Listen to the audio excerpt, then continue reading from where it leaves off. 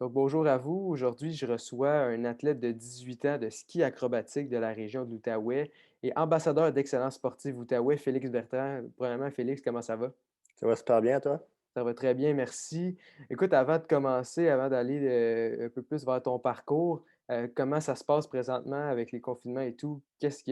Comment ça va? C'est vraiment simple comme question, mais comment ça va? Qu'est-ce qui se passe avec toi? Mais écoute, de mon côté, ça va super bien.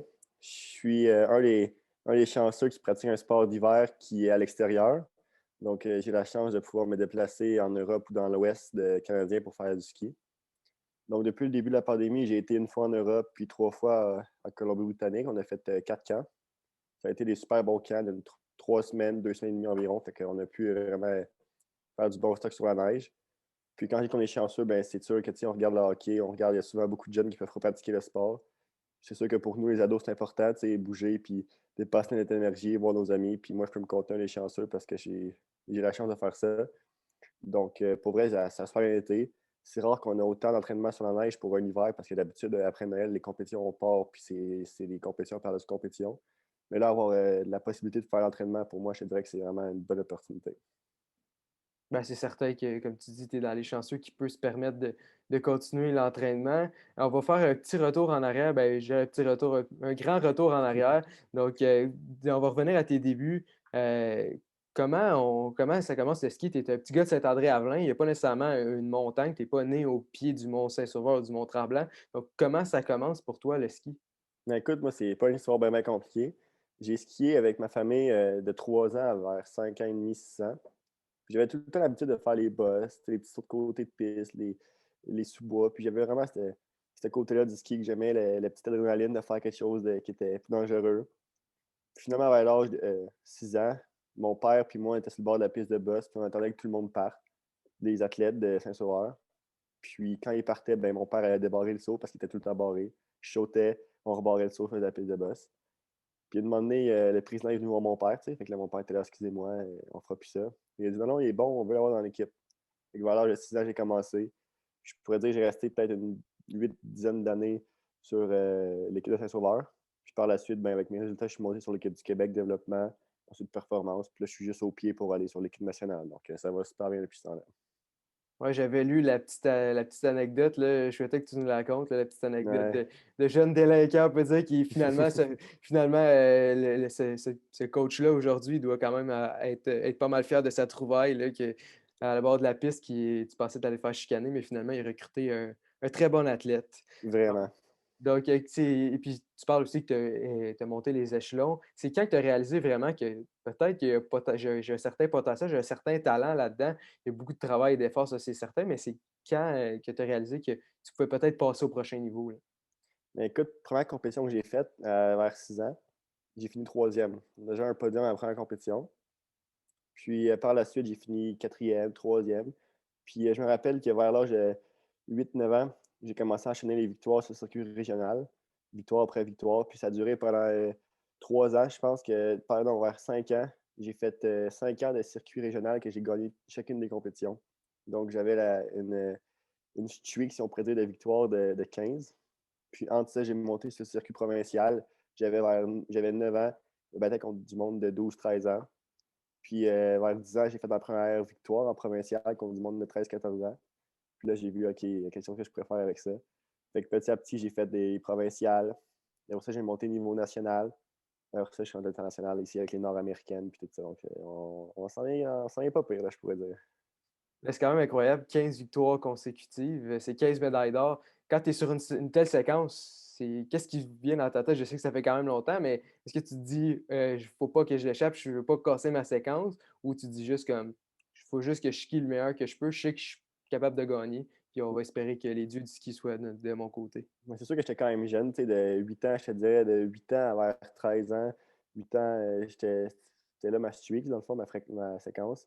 Donc, tu sais, à cet âge-là, on n'a pas trop de pression, on fait ça pour le fun, puis on pense pas trop au futur. Mais tu sais, je trouvais ça le fun, je suis OK, ben, je suis quand même bon, là, fait que ça va bien, là, victoire après victoire, OK, ça continue. Fait qu'à un moment donné, à la fin, quand c'est fini, ben, là, je suis déçu, c'est sûr. Je me mettais pas trop de pression avec ça. Puis en 2019, tu as remporté le prestigieux trophée Jean-Luc Brassard. Qu'est-ce que ce trophée-là représente pour toi? Puis tu peux-tu expliquer aussi aux gens qu'est-ce que c'est ce trophée-là, là? Parce que c'est quand même un assez grand honneur au niveau du ski acrobatique. Dans le fond, le trophée Jean-Luc Brassard, comme on le connaît, il représente le nom de Jean-Luc Brassard, un médaillé olympique en bosse. Lui, le trophée, dans le fond, c'est remis au meilleur athlète québécois qui a fait la meilleure performance de tout le Québec. Puis, j'ai gagné le trophée. Puis, tous les noms qui sont à côté de moi, c'est des noms de personnes sur l'équipe nationale ou qui étaient sur l'équipe nationale. Donc, c'est sûr que voir son nom à côté de Michael Kingsbury, Alexandre Bilodeau, c'est vraiment des gros noms, fait que c'est le fun de voir ça. Puis, tu sais, c'est une belle honneur parce que je travaillais fort. Puis, voir que mes efforts sont récompensés, ben, comme ça, ben, c'est sûr que c'est vraiment plaisant pour moi. Est-ce que ça vient avec peut-être son lot de pression? Justement, tu as mentionné les Michael Kingsbury, Jean-Luc Brassard, on peut aussi nommer Alexandre Bilodeau, les Sœurs du Four-Lapointe, Jennifer Hales. Quand même, on s'entend que les athlètes québécois et canadiens qui ont performé sur la grande scène, c'est pas ça qui manque. Donc, est-ce que ça vient avec une certaine pression peut-être d'avoir son nom associé avec ce groupe select? Ben, on pourrait dire que c'est pas vraiment de la pression, mais c'est plus, ça te donne un petit quelque chose de te dire, OK, ben, je vais les rejoindre. Tu sais, j'ai eu la chance de fréquenter ces noms-là parce que le ski acrobatique, c'est un petit monde comparé au hockey ou au football. J'ai la chance de voir Michael puis les Sœurs du Four-la-Pointe. Fait que c'est sûr de les voir à côté de moi comme ça sur le trophée, ça me donne le petit kick que ça prend pour se dire, OK, ben, je vais battre le qui puis je vais devenir comme eux. Mais tu sais, il y en aura un Michael, il va en avoir un Jean-Luc Brassard. Puis c'est sûr que je ne vais jamais être comme eux de façon différente. Je vais aussi bien performer peut-être si ça a lieu au futur, mais ça va tout le temps de façon à ma manière. Fait que c'est sûr qu'il n'y a pas vraiment de pression, c'est plus, je dirais, l'adrénaline de plus qui me donne pour atteindre mes buts. Puis parmi tous ces noms, c'est lequel que peut-être que tu t'es le plus identifié ou que tu as le plus regardé, là? Parce qu'il y en a quand même, c'est pas les exemples qui manquent, comme tu dis, mais c'était-tu plus génération Michael Kingsbury, Alexandre Bilodeau, Jean-Luc Brassard? Je te dirais que c'est autour de le nom de Michael Kingsbury, parce que j'ai vraiment eu la chance de le fréquenter beaucoup dans ma vie. Puis comme j'ai fait le super bénéfice, comme à chaque année, puis lui il est venu 2 années de suite, puis c'est quelqu'un qui a vraiment été présent pour moi. Je pense que de voir son éthique de travail autant sur la piste que hors la piste, c'est sûr que c'est vraiment le fun, puis c'est un bel exemple pour moi. Fait que j'essaie de le suivre, puis de prendre de ses notes. Est-ce qu'il t'a donné vraiment un conseil qui t'a marqué, qui t'a resté en tête? Mais tu sais, Michael, il a du fun à faire ce qu'il fait. C'est pas quelqu'un qui fait le ski juste pour gagner puis pour être le meilleur. Lui, c'est sa passion. Puis tu sais, moi, j'ai encore ça, je suis encore j'aime le ski comme je l'aimais quand j'avais 5 6 ans, puis je débarrais les sauts. Tu sais, c'est encore la même passion pour moi. Fait que je suis ce conseil-là de faire ce que j'aime. Puis quand c'est rendu que tu fais ça juste pour performer, puis par pression, ben là, c'est plus le temps. Puis tu parles, tu sais, moi aussi, je suis quelqu'un qui fait du ski de manière récréative ou peu importe, mais c'est comment on se sent quand on est en haut de la piste, une compétition, une finale, super finale, quelque chose qu'on arrive là, puis on descend, on voit là, parce que ça a pas l'air si à pic que ça à la télé, mais quand on le voit en vrai, ça descend presque 90 degrés, là, ça descend pas mal. Qu'est-ce qui est dans ta tête quand tu es en haut de la piste et tu t'en vas pour te lancer? Ben, écoute, c'est sûr, c'est un feeling spécial. J'ai eu la chance de faire la descente d'ouverture à la Coupe du monde de Mont-Tremblant il y a quelques années, 2 ans. Puis là, d'être le premier en haut de la piste, d'être là, puis là, de dire, OK, je suis sur une piste de Coupe du monde avec le monde de Coupe du monde. Il y a toute la crowd qui est en bas qui te regarde.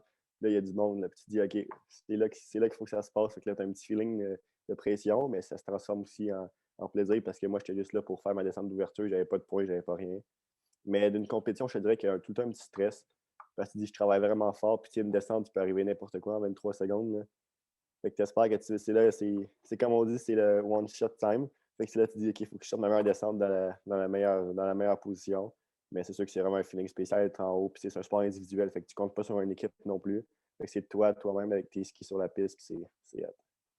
As-tu des superstitions, certaines routines ou quelque chose que tu fais? Est-ce que tu manges toujours la même chose en journée de compétition? As-tu des petites superstitions, des petites routines comme ça? Mais il y a beaucoup de monde dans cette acrobatie qui ont une superstition. Puis en haut de la piste, il y en a beaucoup qui font leur affaire, puis qui écoutent leur musique, puis ils se pratiquent, ils font la visualisation. Mais moi, je suis pas un gars ben superstitieux. Tu sais, je suis en haut, puis j'y vais with the flow. Tu sais, je parle au monde. Puis moi, me mettre de la pression, puis penser beaucoup à ce que je vais faire, c'est là que ça vient en compte. Fait que je relaxe en haut, puis je fais un petit peu de visualisation avant, mais pas trop, puis j'y vais tout relax, pour la tête claire. C'est parfait. Puis tu as mentionné un peu plus tôt aussi que tu as eu la chance de voyager quand même beaucoup. Est-ce qu'il y a un endroit que tu as eu la chance de visiter qui t'a vraiment marqué, qui a vraiment fait que soit par une performance de ta part, une performance incroyable, ou vraiment que c'est comme waouh, c'est le paradis sur terre pour le ski vraiment ici. Y a-t-il une des deux? Y a-t-il vraiment un endroit que tu as vraiment fait waouh, là, je peux pas croire que je suis en train de skier ici? J'en ai deux. J'en ai un, c'est en Europe, à Zermatt, en Suisse. On le sait, l'Europe, c'est magnifique. Puis avoir la chance de skier en Suisse, dans les Alpes, voir le paysage, puis c'est vraiment malade. La deuxième place, c'est à Deer Valley, aux États-Unis. C'est demain, en plus, que la Coupe du monde aura lieu. Puis cette piste-là est mythique dans le monde du ski. C'est une des plus dures au monde en altitude, elle est très longue, des grosses bosses. Puis la compétition est toujours en soirée. L'année passée, j'ai eu la chance de me rendre là avec mon équipe pour la compétition de la Coupe du monde parce que nous, on skiait les jours d'après dans cette piste-là pour la compétition. Puis voir la crowd de peut-être cinquantaine de mille de personnes en bas qui regardent Michael skier, qui regardent les frères du Four-la-Pointe. Puis tu te dis, OK, ben c'est moi qui vais compétitionner dans 2 jours dans cette piste-là, puis c'est quelque chose. Fait que non, je te dirais que ça, c'est une place coup de cœur aussi. Ouais, comme je dis, j'ai encore des images de voir des descentes aux Jeux olympiques de soit des Dufour-Lapointe, Alexandre Bilodeau, Michael Kingsbury. C'est assez fou quand tu vois le nombre de gens. Est-ce que pour toi, justement, là, en ce moment, il n'y a pas vraiment de partisans ou peu importe, il n'y a pas vraiment rien? Est-ce que c'est quelque chose qui te donne un peu plus d'énergie quand tu vois que le monde en bas, tu sais que tu ta famille, puis tes amis, ou puis ton équipe, tes coéquipiers qui te regardent? Mais tu sais, je me rappelle quand il y avait la Coupe du monde à Mont-Gabriel, ça fait déjà une quinzaine d'années, quinzaine, dizaine d'années, puis j'étais jeune, là, j'avais peut-être 4-5 ans, puis j'allais là, puis j'allais voir le monde skier. Déjà, là, il y avait beaucoup de monde, tu sais, Mont-Gabriel, c'est quand même un petit monde. Puis ensuite, ça a été transféré à Val-Saint-Côme, que là, j'étais plus vieux, 8, 9, 10 ans, 11 ans. J'avais la chance de voir les vedettes comme Michael, Alexandre, puis tu sais, de leur parler, salut, tout ça, les autographes. Puis de voir que là, c'est rendu à Mont-Tremblant ou des places comme à Calgary, qui est encore accessible, mais là, c'est plus dur. Puis là, avec la COVID en plus, ben là, c'est sûr qu'il n'y aura plus beaucoup de monde, en fait, plus personne. Mais avoir une crowd en bas, puis voir tes amis, ta famille qui te regardent skier, c'est vraiment spécial, là. Je me mettais à leur place quand j'étais jeune, là, puis j'étais là, OK, ben, demandé, je veux que ce soit moi, là. As-tu une descente dans ta tête que tu dis: «Ça, c'est ma meilleure descente que j'ai faite»? Y a-tu comme quelque chose qui est vraiment, qui est précis, là, que tu te dis: «Ça, cette descente-là, je sais pas ce qui s'est passé, j'étais vraiment dans la zone, ça va être dur à reproduire, c'était vraiment incroyable ce que j'ai vécu, cette fois-là»? Je te dirais que l'année passée, à Calgary, on est en compétition nord-américaine, donc 10 pays. C'est le circuit juste en dessous de la Coupe du monde, donc ça ressemble un peu à la Ligue américaine au hockey. Puis j'ai fait mon meilleure position, j'ai fait un premier top 10, j'ai fini 9e en simple. Puis première descente, j'ai vraiment fait une bonne descente. Ben, c'était des bonnes descentes, mais c'est surtout des bonnes descentes au bon moment. Parce qu'il y avait beaucoup de monde, tu vois, qui avait tombé ou fait des erreurs, puis moi, j'avais su performer à la bonne place. Fait que j'ai mis une bonne descente. Puis là, c'est première descente de qualification, c'est one time. Là, si tu l'as, tu l'as. Si tu l'as pas, t'es pas qualifié. Tu restes en bas pour toute la journée. Ils prennent les 16 premiers. J'étais qualifié, je pense, 11e ou 12e. J'étais content, tu sais, c'est OK, je suis qualifié. Là. Fait que là, il y a la finale, puis ça, la super finale. Fait que là, je fais la finale. Là, j'ai fait une très bonne descente, mais tu sais, plus que tu vas tard en après-midi, surtout à l'hiver, tu sais, il commence à faire noir. Là, la piste, elle devient un peu plus sombre. Finalement, j'ai fait une très bonne descente. J'avais fini 9e. Ils prenaient les 6 premiers pour la super finale, mais tu sais, j'ai fait un top 10 en compétition nord-américaine contre des gars de 23, 24 ans qui sont fait des Coupes du Monde. Tout ça. Fait que je te disais que c'était vraiment une très, très bonne compétition pour moi. Ben, c'est justement, tu as réussi 2 top 10 pas longtemps avant que la pandémie frappe. Tu étais même qualifié pour les championnats mondiaux juniors qui devaient avoir lieu en Italie au mois d'avril dernier. Qu'est-ce que ça t'a fait quand justement la pandémie a frappé, tu as su que c'était annulé, puis en plus en Italie, ça a frappé quand même fort au début de la pandémie. Qu'est-ce qui t'est venu en tête, la première chose qui t'est venue en tête quand tu as su la nouvelle? Comme tu as dit, j'ai fait le deuxième top 10 la fin de semaine d'après. Puis j'avais fini 8e à Val-Saint-Côme, donc c'était un très bon résultat. Puis là, j'étais content. Tu sais, les championnats du monde, c'est un objectif que beaucoup de monde a en tête. Là, je suis là, OK, je travaille fort cette année, je vais pouvoir y aller. Puis là, on commençait à entendre parler un peu du COVID, mais pas trop. J'ai fait une compétition aux États-Unis au début mars. Quand je suis revenu 2, 3 jours après, le confinement a commencé. Fait que là, on était là, ah, il y a quelque chose qui va se passer avec ça, c'est sûr. Finalement, j'ai été qualifié, mais tout a été arrêté. Mais là, récemment, j'ai su que j'avais ma préqualification pour cette année. Cette année, ils sont en Russie, puis ils ont encore lieu jusqu'à date. Donc, si tout va bien, je pourrais me rendre en Russie au mois de mars pour faire les championnats du monde junior. Ben, c'est certain qu'on va te le souhaiter, ça c'est certain. Comme tu dis, il y a les championnats du monde, mais il y a aussi les Jeux olympiques qui arrivent quand même à grands pas. Maintenant que tu as 18 ans, tout ça, tu aspires à l'équipe nationale. Est-ce que c'est quelque chose que tu regardes déjà, là, que ça arrive quand même vite, c'est dans 1 an et demi, là, à peu près, dans même pas 1 an, là, 1 an ou 2 là, pour les prochains Jeux olympiques de 2022. C'est sûr que 2022, ça va être un peu trop proche avec la COVID en plus, puis tout ça, c'est sûr que je ne pourrais pas les faire. Mais si on regarde avec une plus grande vision, il y a 2026 qui va pouvoir s'offrir à moi. Puis, tu sais, quand tu es jeune, tu regardes ça, tu dis, OK, c'est hot, ceux qui sont là sont vraiment hot. Puis là, plus que tu es dans le sport, tu performes, puis là, tu dis, OK, ben, c'est encore une petite possibilité, OK. Puis là, être proche comme ça, de montrer sur l'équipe nationale, puis de voir le monde qui vont aux Olympiques, puis là, qui performent, puis qui ont du fun, c'est sûr que c'est encore dans mon but prochain. Puis quand tu parles des Jeux olympiques, tu as certainement, des images en tête. Est-ce qu'il y a une performance marquante, peut-être, de Michael Kingsbury ou Alexandre Bilodeau, même à Vancouver? Y a-t-il une performance que tu étais dans ton salon puis tu as fait genre: «Waouh, comme là, je viens de vivre un moment, c'est mon sport, puis là, c'est vraiment quelque chose que je vais me rappeler pour longtemps»? Ben, c'est sûr que la victoire de Michael en 2018 à Pyeongchang, c'était quelque chose de vraiment spectaculaire.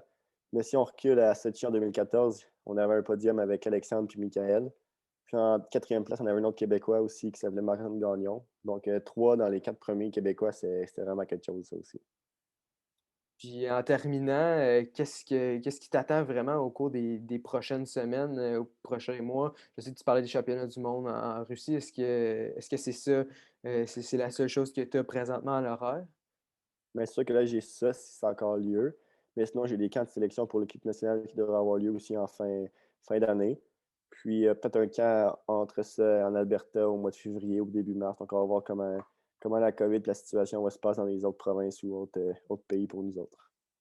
Ben, écoute, un gros merci d'avoir pris le temps de venir me jaser, ce soir. Puis on te souhaite, assurément la meilleure des chances. Puis on va surtout souhaiter qu'il y ait un retour à la compétition, puis que tu puisses avoir la chance de retourner sur tes skis, puis de retourner, compétitionner là avec les meilleurs au monde. Mais merci beaucoup, c'est très gentil. Merci beaucoup, à la prochaine. À la prochaine.